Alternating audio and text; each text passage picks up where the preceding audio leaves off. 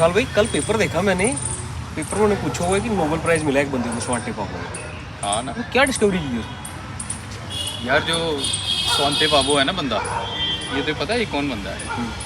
ये स्वीडन का रहने वाला है, ठीक है, और एंथ्रोपोलॉजिस्ट है। अच्छा। और इसने एक ऐसा काम कर दिया है जो आज तक एंथ्रोपोलॉजी ब्रांच में डिबेट चल रही थी इसकी।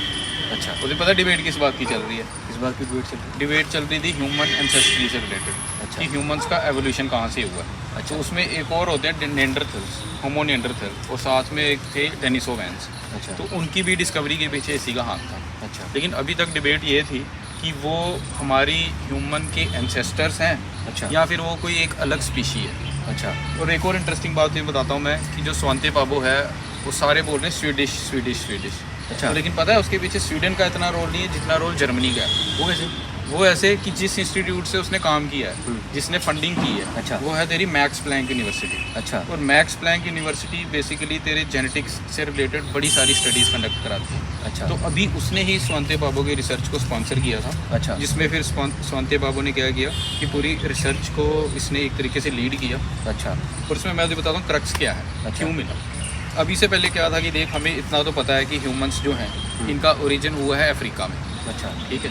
तो फिर क्या हुआ विद टाइम, जैसे जैसे एवोल्यूशन हुआ, तो अफ्रीका से ये निकल के आगे बाहर।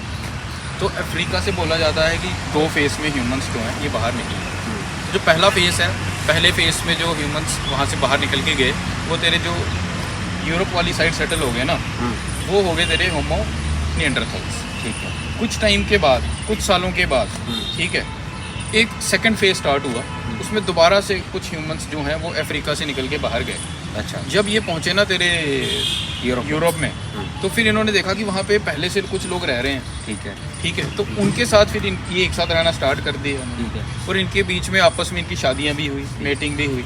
ठीक है। उससे अगली जनरेशन भी आई।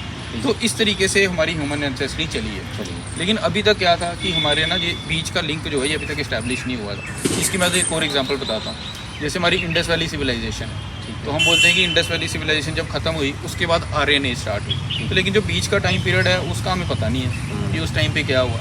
तो सेम अभी तक ये एक जो फैक्ट था ये किसी को पता नहीं था। हमें ये लगता था कि जो होमो निएंडरथल्स हैं ये पहले एक्सटिंक्ट हो गए और होमो सेपियंस जो हैं ये बाद में आए। बाद में।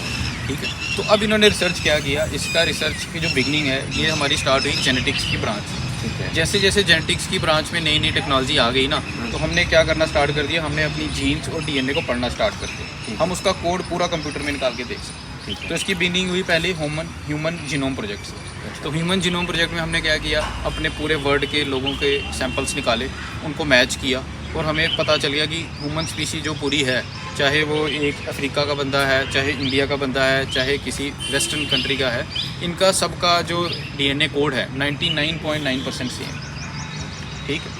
वो ख़त्म होने के बाद नया प्रोजेक्ट स्टार्ट हुआ, होमो निएंडरथल प्रोजेक्ट। अच्छा। होमो निएंडरथल में जब दोबारा से इसकी सीक्वेंसिंग की गई तो हमें पता चला कि जो बंदे अफ्रीका से बाहर रह रहे हैं, अफ्रीका वाले नहीं, जो अफ्रीका से बाहर आए हैं, इनके बीच में 3 से 4% तक का जो निएंडरथल जीन है वो प्रेजेंट मिला। अच्छा। तो इससे हमें ये पता चल गया कि इनकी आपस में क्या हुई है, इंटरब्रीड। साथ ही साथ उन्होंने एक और फॉसिल डिस्कवर किया साइबेरिया से। अच्छा। उसका नाम था, वो डेनिसोवैन पड़ा, ये पड़ा उस जगह के नाम पे। अच्छा। वो जो जगह थी वहाँ पे एक केव थी। अच्छा। उस केव के अंदर से हमें उसके बॉडी पार्ट्स मिले थे। ठीक है। तो उस वजह से उसका नाम पड़ गया डेनिसोवैन। तो स्वांते पाबो ने अभी ये डिस्कवर किया है कि एक टाइम पे यूरोप के साइड में वहीं पे होमो निएंडरथल्स भी रहते थे, वहीं पे होमो इरेक्टस ही रहते थे, और अगर साइबेरिया वाली साइड चले जाए तो सेम टाइम पीरियड पे डेनिसोवैन्स भी रहते थे। इन्होंने आपस में मीटिंग की है, और आज की हमारी जो पॉपुलेशन है इसमें इन तीनों के अलग अलग थोड़े थोड़े जीन्स जो हैं वो आज की डेट में निकल रहे हैं। तो ये है उसका मेन क्रक्स, जिसकी वजह से उसे क्या मिला है, नोबेल प्राइज़। अब तो ये समझ आया कि नहीं आया? अब मुझे पूरा समझ आया।